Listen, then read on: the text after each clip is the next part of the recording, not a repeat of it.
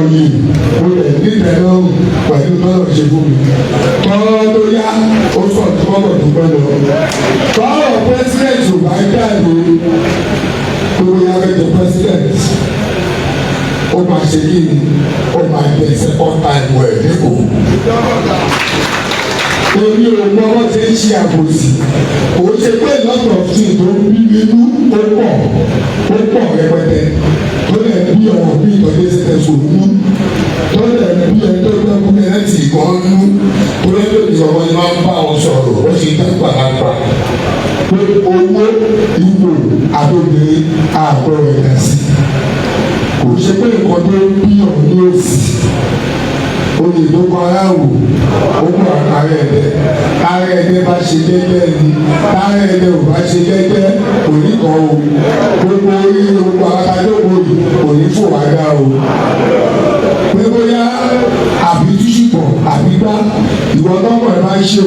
ìwọ tọ́kọ̀ ẹ̀ bá ń ní dòdòdòdò tọ́kọ̀ ẹ̀ bá lẹ̀ ṣe lótólótó tẹ̀lé nítorí ìwà mi ni má tẹ̀lé nítorí àtẹ̀lé orí ìwé ta lẹ̀ wò kò fẹ́ràn orí òṣèlú yìí kò fẹ́ràn lójú ẹ̀ ní gbogbo wa àtọ́jú ẹ̀ ní gbogbo yìí aláàjì òṣèlú ìdájọ́ sọ̀rọ̀ wọ́n máa sún ayẹ àti president lábìlá èmi tí mo lè dúró authentic ṣe ṣe àwà ìwà ìjọba máa sún ayẹ tó máa sún ayẹ mi nínú bíi ṣé ẹ̀ sórí ẹ̀ tó lè ṣe bí mi kò sórí ẹ̀ tó lè yẹ̀ kí nǹkan kíké nǹkan tẹ láyà nǹkan kan tẹ láyà ọ̀yọ́ òòlù yẹn. Tafa Sego ti padà gbàjọba o at last ẹ̀yin tèmi Tafa Sego ti padà di state chairman Nurtw nípínlẹ̀ Èkó lẹ́yìn gbogbo rògbòdìyàn tó ń lọ ní nǹkan bí oṣù mélòó kan sẹ́yìn wípé MC Oluomo kọ̀ jálẹ̀ láti gbé mandate lé Tafa Sego lọ́wọ́ whereas MC Oluomo gan ló fa Tafa Sego lọ́wọ́ sókè wípé òun ló máa jẹ state chairman ní ìpínlẹ̀ Èkó àbáyìí ọwọ́ Tafa Sego ti padà wá tẹ èkú idà olúwa o ẹ̀yin tèmi ẹ tún súnmọ́ bí kẹ̀jẹ̀ ìjà yín sí bó ṣe ṣẹlẹ̀ gangan.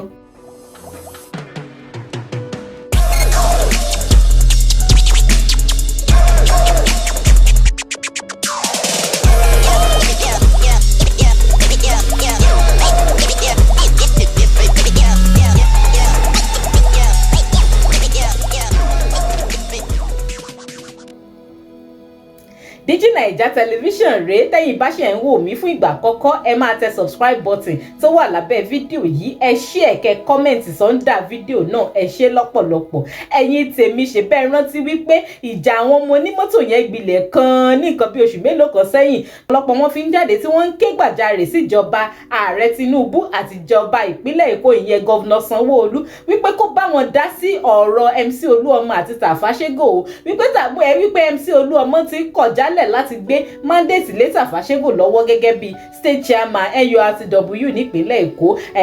báyìí ọ̀rọ̀ náà ti wá lójútùú ìjà ti parí kò sì sógun mọ́ kò sọ́tẹ̀ mọ́ Tafa Sego ti pàjọba ó ti di state chairman Nurtw nípínlẹ̀ Èkó báyìí ṣe bẹ́ẹ̀ mọ̀ wípé ọ̀pọ̀lọpọ̀ àwọn ọmọ ẹ̀yìn MC Oluomo gan ni wọ́n ti yà bàrá kúrò lẹ́yìn MC Oluomo tí wọ́n ti bá Tafa Sego lọ látàrí ìjà tó ṣẹlẹ̀ nígbà yẹn Ìkókó Zaria ni wọ́n ti padà kúrò lẹ́yìn MC Oluomo tí wọ́n ti bá Tafa Sego lọ wípé ẹni táwọn fẹ́ gan-an rèé tẹ́ bá wo fídíò tó wà ní orí fọ́nrán yín báyìí ẹ rí wípé ti jóta ayọ̀ ti dùnnú làwọn ọmọ ẹgbẹ́ onímọ́tò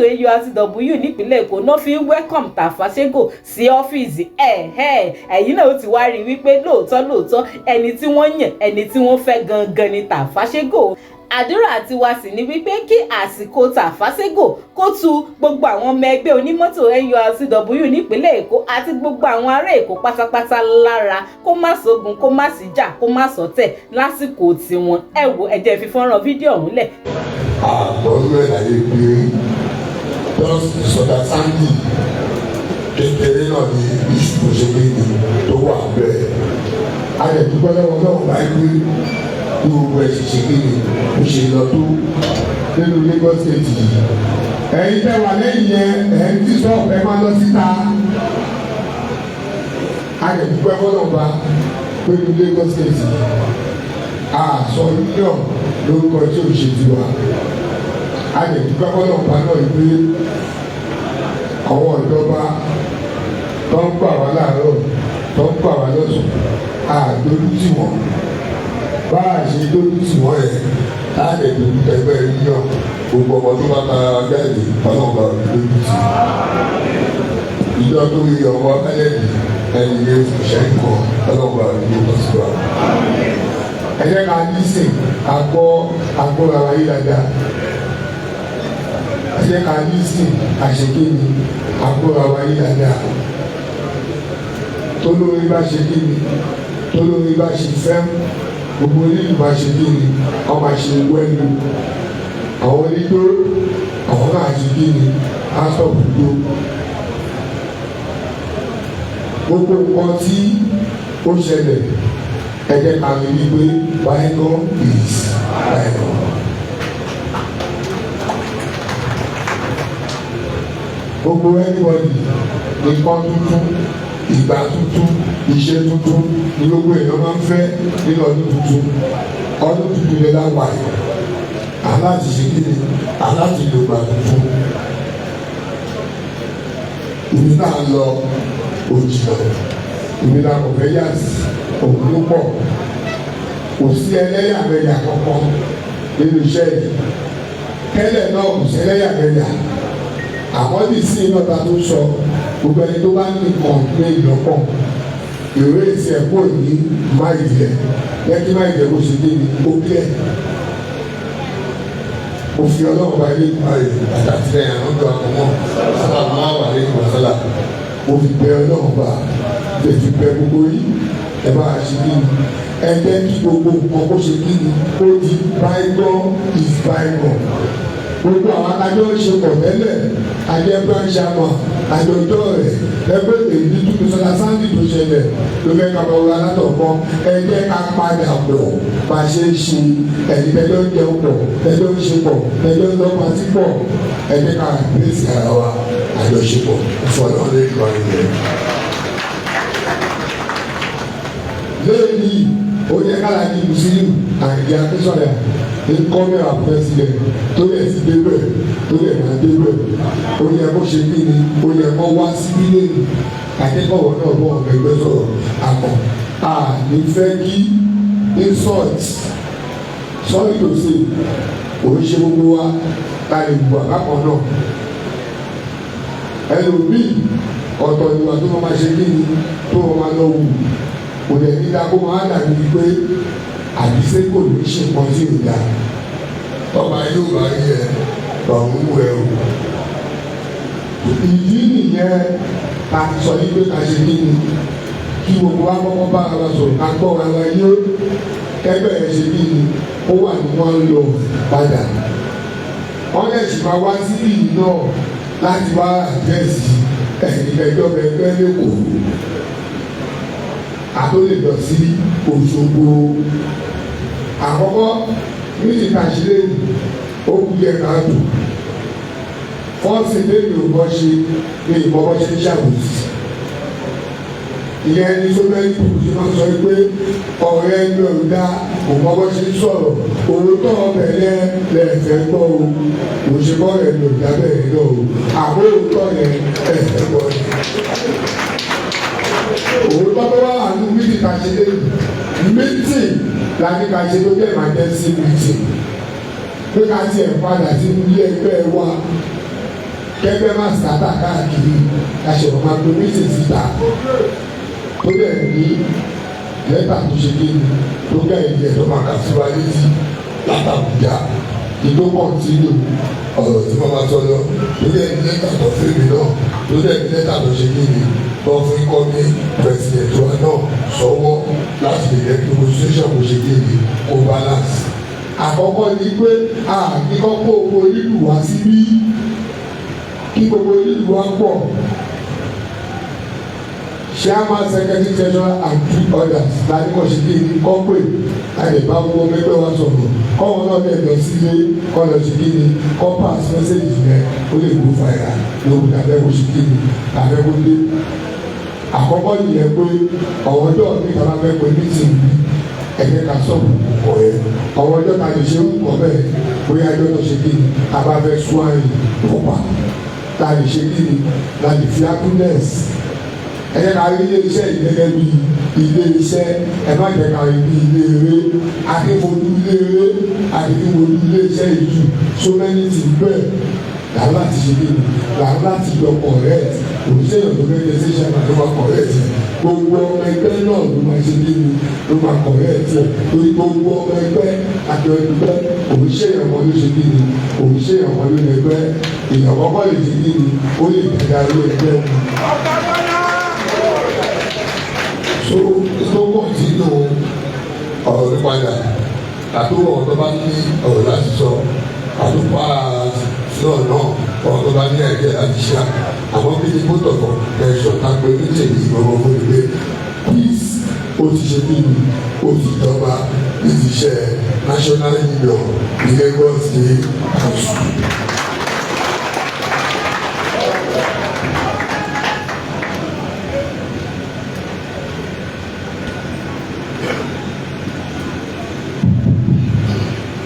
Of national progress. Please let us listen attentively to this letter from our national headquarters based in Abuja, dated 28 February 2024, with reference number NRTW/AW20/TEMP/1. It goes thus: the State Secretary, National Union of Transport Workers, Lagos State Council, Lagos. Attention, Alhaji Mustapha Adekunle, aka Sego. The answer: Lagos State Administrative Council. Following series of meetings we have had with the Lagos State Council over the lingering issues of leadership in the state, the national leadership of the union, with a view to resolving same, has resolved that the former state administrative council members sworn into office on 30th November 2023 and headed by Alhaji Musiliu Ayinde Akisoya, aka MC Oluomo, shall continue in office with Alhaji Akisoya as chairman, while Alhaji Mustapha Adekunle, aka Sego, shall actually be in charge of managing the finances and directing the affairs of the union in the state, pending the conduct of the special delegate conference at zonal level in the southwest zone, which will eventually pave way for a reconstitution of the Lagos State Council in line with the union's constitution. Please note that in line with the recommendations made and approved at the 10th Quadrennial National Delegate Conference of the Union on the 25th October 2023, which fact was reiterated at our meeting held yesterday, that is February 26th, at the National Secretariat of the Union. Each state council has a mandate and authority to expand the state administrative council solely for this tenure in order to accommodate more executive members and carry everybody along. Note further that this letter, being more detailed, supersedes the one dated 27 February 2024 with reference number NRTW/NHQA/20/TEMP/114, hoping that parties will be duly guided by this directive. Please be assured of our continuous solidarity. Yours faithfully, Comrade Kayode S.A. Akinyoki, Acting General Secretary. Copy the Acting President NRTW, Finance, and Alhaji Musiliu Ayinde Akisoya, aka Oluomo. Of national progress. Of national progress. ṣé gbogbo ara gbọ́ yéké ṣé gbogbo ara gbọ́ yéké bí téèyàn ò bá ṣe nǹkan bóyá yẹ ká ṣe ìlú òní ṣe léèrè ìlú òní fara rọ ẹgbẹ́ ká ṣe léèrè ká ṣe nǹkan tó bá yẹ ká jọ ṣe tó bá yẹ ká ṣe. Nǹkan tí wọ́n sọ yẹn mo fi ọlọ́run bá àtàtìlẹ́yìn àná bíbẹ̀ òwe níwọ̀dì ẹ jẹ́ ká ṣe kí ni ẹ jẹ́ ká ṣe ra wa lẹ́yìn ọ̀pọ̀ láti lọ sí Òṣogbo ọmọ amúdéètì by next week tọ́ba amúdéètì by next week ẹ jẹ́ kí gbogbo wa ká má ṣe lẹ́yàmẹ̀yà ká mọ̀ rí pé Alhaji Musiliu Ayinde Akínsọ̀yà ọ̀wọ́ la fẹ́ ṣe kí ni la fẹ́ tẹ̀lé jáde ní Lagos State ti wá láti lọ ṣe kí ni láti lọ jẹ president gbogbo ẹ̀dá tó bá wọ̀ kó o fẹ́ wọn fún president dáa lọ́wọ́ ẹ̀ lókè gbogbo ẹ̀dá tó bá wọ̀ kó fún Alhaji Musiliu Ayinde fún president dáa lọ́wọ́ ẹ̀ lókè aláti fẹ́ wọn ní orí bébí ní nǹkan tá à ń fà tí ò bá sọ̀rọ̀ pẹ́sidẹ́ntì tó jáde bẹ́ẹ̀ ṣèlúdásá èmi òṣèlú ní kòkòrò oyè mi ìdájọ́ ọdún oyè mo lè níbẹ̀ lọ́rùn pẹ̀lú bọ́lọ̀ ṣe fún mi tọ́lọ́ tó yá ó sọ tó bọ́lọ̀ tó gbọ́ lọ tọ́lọ̀ pẹ́sidẹ́ntì ò bá jáde tó yá fẹ́jọ president ó máa ṣe kí ni ó máa jẹ second time ẹ̀ lẹ́kọ̀ọ́. Èmi ò mọ wọ́n ṣe ń ṣe àbòsí kò ṣe pé lọ́tọ̀ sí tó ń bí inú ó pọ̀ rẹpẹtẹ tó lè bí ọ̀wọ̀ bí ìtọ́jú ṣẹ̀ṣẹ̀ sòmú tó lè bí ẹjọ́ tó kú ní ẹ̀tì ìgbọ́n nú tó lè lóbi sọ̀rọ̀ ni máa ń bá wọn sọ̀rọ̀ ó sì tẹ́ pàápàá